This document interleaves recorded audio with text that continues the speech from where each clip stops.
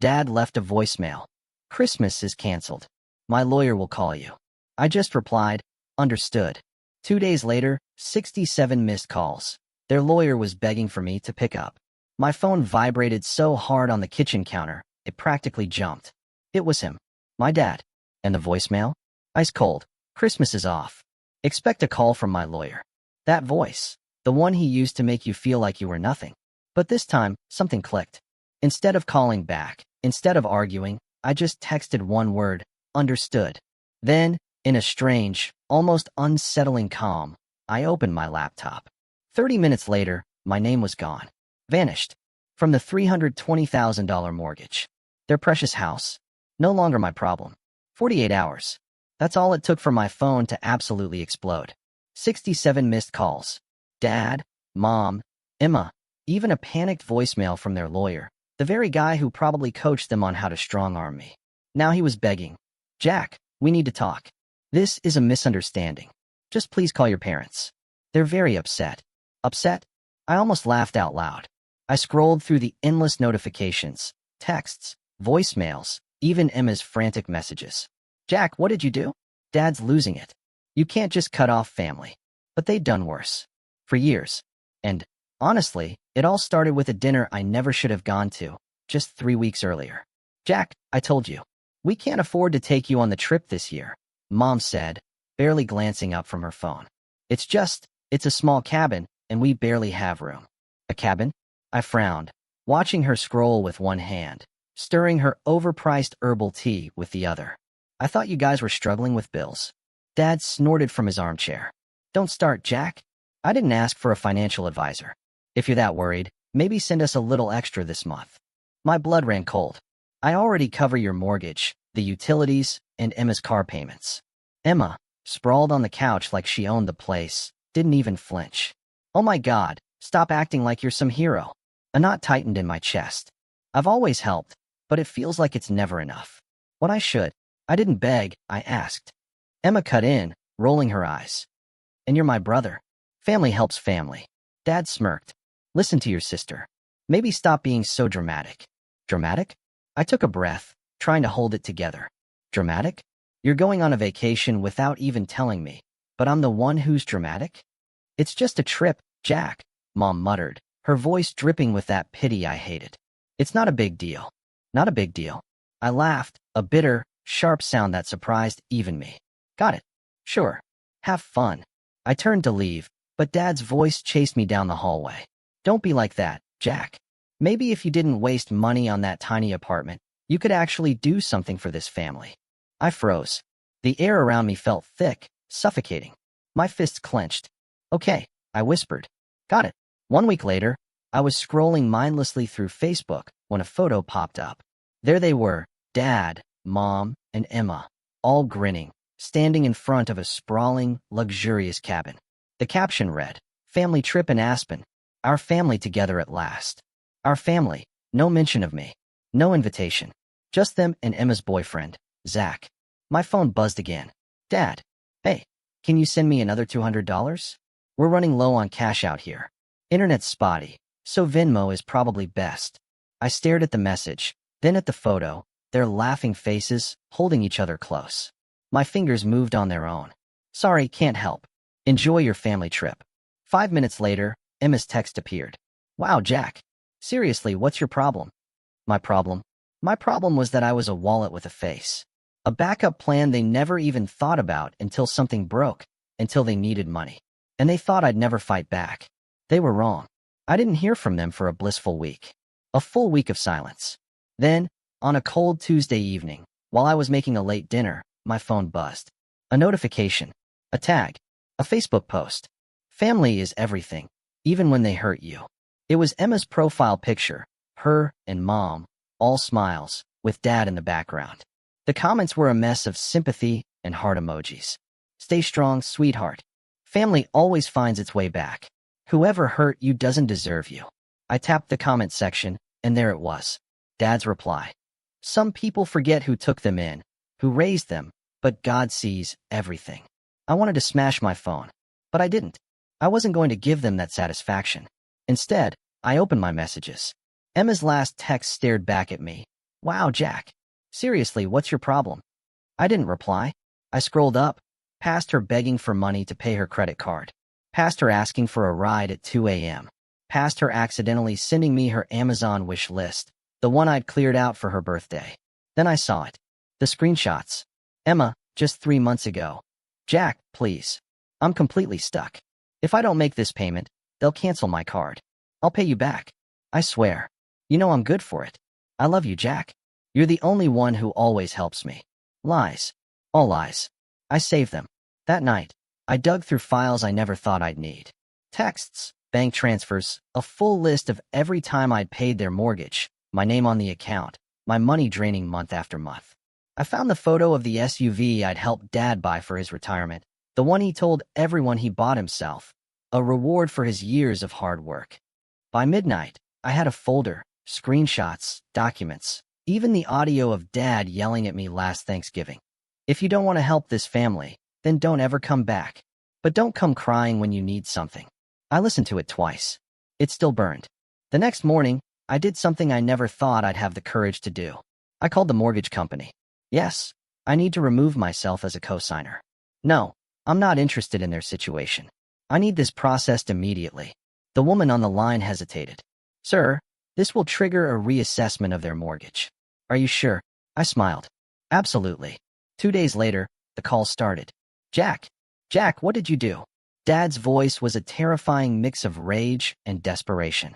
The bank just called. They're saying we need to requalify. We can't afford this. Not my problem, I said, sipping my coffee. Not your Jack. Are you out of your mind? We raised you. We took care of you. You raised me. I laughed, a real, genuine laugh this time. I felt like I was just there when you needed something. There's a difference. How can you do this to your own family? Mom's voice cut in, shrill and panicked. Family. I chuckled. You mean the family that went on a luxury vacation without me? Or the family that mocked me when I couldn't afford to join? Silence. Just their breathing. Heavy. Uneasy. Jack, just fix this. Dad growled. Be a man for once in your life. You mean like how you're a man? I shot back. Begging me for money while calling me useless behind my back. That's enough, he roared.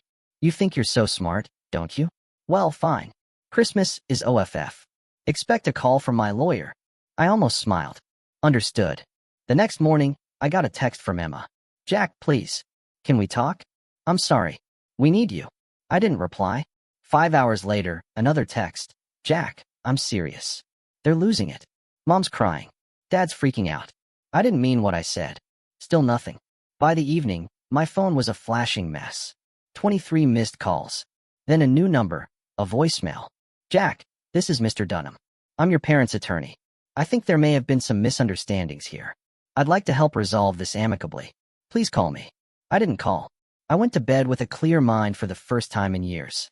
The next day, I decided to go out. Clear my head. A quiet little cafe, my favorite spot, away from everything. But halfway through my coffee, I saw it. Mom's Facebook status. Sometimes even the ones you love turn on you. We gave him everything, but some people only know how to hurt. And the comments, dozens of them. People I hadn't seen in years, calling me a monster, a snake, a selfish brat. Then Emma's comment. We did everything for him. He just threw it all away. My blood went cold. Everything for me. Like the time they canceled my birthday dinner because Emma was too tired. Or the time Dad borrowed $5,000 for emergency home repairs and spent it on a weekend in Vegas. Or the years I spent paying their bills while they posted family photos without me. I finished my coffee, tapped my phone, and this time I posted. Sometimes family is just another word for people who use you. But I'm done being used. The first comment was from Emma. Wow, you're really doing this publicly? Pathetic. Then Mom, I don't even know who you are anymore. I didn't reply. I just attached the folder. The screenshots. The payments. The messages. Their fake promises. And hit post. 3 minutes later, the comments turned. Wait, is this real, Jack? They told everyone you left them with nothing. Holy, this is insane. Mom's profile went dark within the hour. Emma's too. But the messages to me didn't stop. My phone lit up like a Christmas tree. 42 missed calls, then 60, then 67, and the voicemails. Begging, screaming, crying. Dad's final one was a whisper. Jack, you can't do this. Please, Please just talk to me. I saved it. And I stepped away, letting them face the truth on their own. They thought it was over. They thought their desperate voicemails, their lawyer's empty threats, and Mom's tear-soaked Facebook post would make me fold. That I'd come crawling back, just like I always had. But they didn't know me anymore. Not this version. I set the date for the meeting. A quiet family diner on the edge of town, neutral ground. I chose a booth in the back, where I could see the door. I didn't tell them I was bringing someone else. At exactly 6 p.m., they arrived. Dad, Mom, and Emma. No Zach this time. Just the three of them, looking around nervously. Dad's jaw was tight. Mom clutched her purse like it was a lifeline. And Emma hid behind sunglasses, even though the diner was dimly lit. They slid into the booth, but I stayed silent, watching them fumble for words. Jack, we don't want this to get any worse, Dad started, his voice forced and tight. We're a family. We can fix this, can't we? I leaned back, folding my arms. Because last I checked, you told me Christmas was off and I'd be hearing from your lawyer. Mom reached out, her hand trembling slightly. Jack, please. We were upset. We said things. You lied about me. I snapped, publicly. You made me look like a monster while you drained me dry. That's not fair, Emma muttered, her voice muffled behind her sunglasses. You did this. You made it public. I leaned forward. Did I make it public when Dad posted that I was just a useless child throwing a tantrum? Or when you laughed in the comments? Or when you all went on that family vacation without me and posted it everywhere? Dad's face turned red. Enough of this guilt trip. We came here to fix this. But if you want to keep acting so selfish, you're right. I interrupted, cold and sharp. Enough. I'm done pretending. I pulled out my phone, tapped the screen, and hit play. Their voices filled the diner. The recording I'd saved. Dad's voice, dripping with contempt. Asterisk, if you don't want to help this family, then don't ever come back. But don't come crying when you need something. Asterisk, then another recording. Emma's text notifications. Asterisk, Jack, please. I'm so screwed. If I don't make this payment, they'll cancel my card. I love you, Jack. You're the only one who always helps me. Asterisk, Mom's face went pale. Emma's jaw tightened. You lied about me, used me, and now you're here because you're scared. I said, my voice like steel. Not because you love me, not because you care, but because you need me. We didn't, Mom began. But I cut her off. I'm not done. I reached into my bag and pulled out a thick, neatly bound folder. I slid it across the table. Mortgage documents. Proof of every payment I made. Every single one, under my name. The house isn't yours. It was never yours. Dad grabbed the folder, flipping through it, his hands shaking. This is a mistake. Not a mistake. I removed my name. They're requalifying your mortgage. If you can't afford it, the house is gone. Jack. Mom's voice was a shriek now. How could you do this? We raised you. No, you raised me to be a doormat. To be your personal ATM. I leaned closer. But that's over. Emma ripped off her sunglasses, tears already streaming down her face. You're being cruel. You're doing this to your own family. Family. I scoffed. You mean the family that posted about me like I was trash?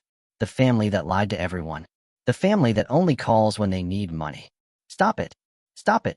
Dad slammed his fist on the table, his eyes wild. I swear, Jack, if you don't fix this. Or what? I smirked. You'll sue me? Go ahead. Your lawyer already tried. You want to talk about legal trouble? Let's talk about the $5,000 you borrowed from me for house repairs that you spent in Vegas. That was different. Dad sputtered. Or how about the $3,000 Emma took for her medical emergency? That was actually a shopping spree. Or the time I covered the SUV payment you bragged about buying for yourself? Emma's face crumpled. You weren't supposed to know. I wasn't supposed to know a lot of things. Like how you told people I refused to help you. Or how you told Zach I was unstable and tried to turn him against me. Jack, please, Mom whispered, her voice broken. We can fix this. We're a family. But I just smiled. No, Mom. We're not. I nodded towards the door. And that's when they saw him. My grandfather, Dad's father, stepping in. Tall, silver-haired, his sharp eyes scanning the room before landing on us. He walked over, his cane tapping softly on the tiled floor, and stopped at our booth. Well, Grandpa's voice was calm, almost amused. Took you all long enough to destroy yourselves. Dad's face went utterly pale. Dad, I didn't know you were coming. You never do. That's your problem. Grandpa looked at me. Jack told me everything. The money, the lies, the manipulation. You always did think you were the smartest one in the room, didn't you? Dad's mouth opened and closed, but no words came out. Funny thing, son, Grandpa continued, his voice like ice. I rewrote the family trust last week. Jack's the sole beneficiary now. You, Emma, your mother? You're out. Emma gasped. Grandpa, please. No. He cut her off, his voice thunderous. I spent years watching your father lie and scheme. I hoped he'd grow out of it, but now I see he passed it on to you. He turned to me, and his expression softened. I should have stepped in sooner, Jack, but I'm here now. I nodded, fighting the lump in my throat. Thanks, Grandpa. As we stood to leave, Dad's voice broke, desperate and raw. Jack, you can't do this. We're family. I looked over my shoulder. You made sure I wasn't part of this family a long time ago. And then I walked out. But I wasn't done. I thought they would go silent. I thought they would finally back down. I underestimated them. The next morning, I woke up to my phone buzzing nonstop. It wasn't just calls. There were texts, too. Dad, Mom, Emma, all of them trying to get through. I ignored every single one. Then the doorbell rang. I glanced through the peephole. It was Grandpa. I opened the door, and he walked in without a word, sat down at my kitchen table, and motioned for me to sit. They're in shambles, he said, almost amused. Your father called me 3 times this morning. Said you're trying to ruin the family. I scoffed. Funny how they see it that way. Grandpa looked at me, his eyes sharper than usual. I never thought I'd say this, but I'm proud of you. You stood up to them. It's about time. That caught me off guard. I had been expecting another guilt trip, another lecture about family loyalty. I didn't do it for revenge, I said. I just couldn't let them keep using me. Not anymore. He nodded, took a sip of the coffee I'd poured him, then leaned back.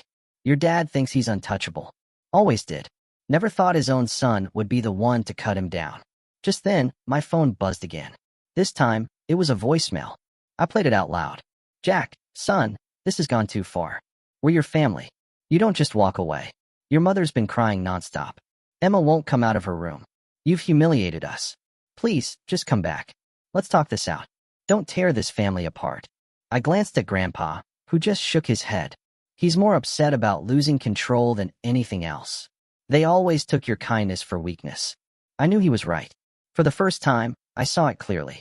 My entire life, I had been the one to make peace, to bridge the gap, to keep the family functioning. I thought it was my duty, but all I was doing was enabling them.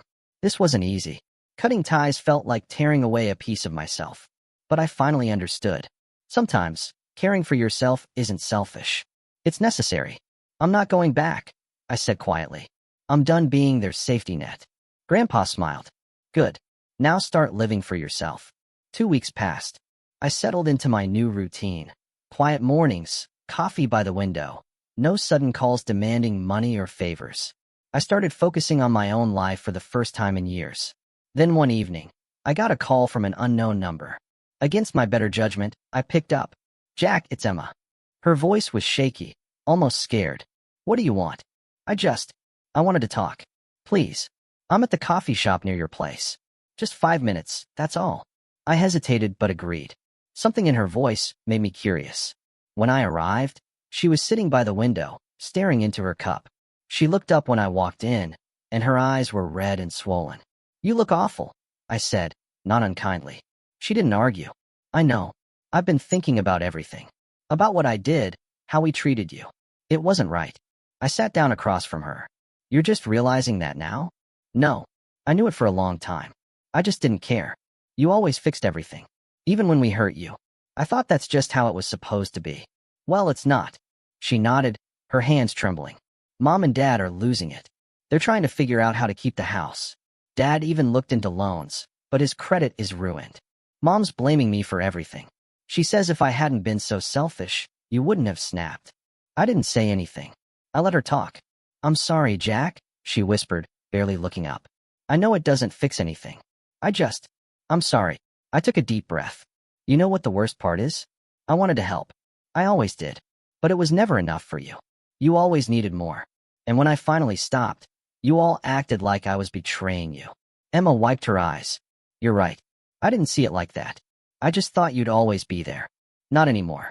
She nodded, looking defeated. I'll leave you alone. I just wanted to say it. As she got up to leave, I spoke up. Emma. She turned around, surprised.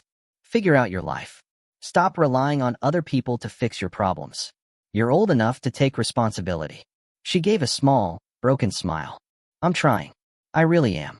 I didn't offer forgiveness. I wasn't there yet. But I didn't push her away either. That night, Grandpa called me again. Your dad's still trying to save face, telling people you'll come around, that you're just throwing a tantrum. I couldn't help but laugh. He really can't accept that I'm done, can he? He never will. But that's not your problem anymore. I hung up, feeling lighter than I had in years. The truth was out. The game was over.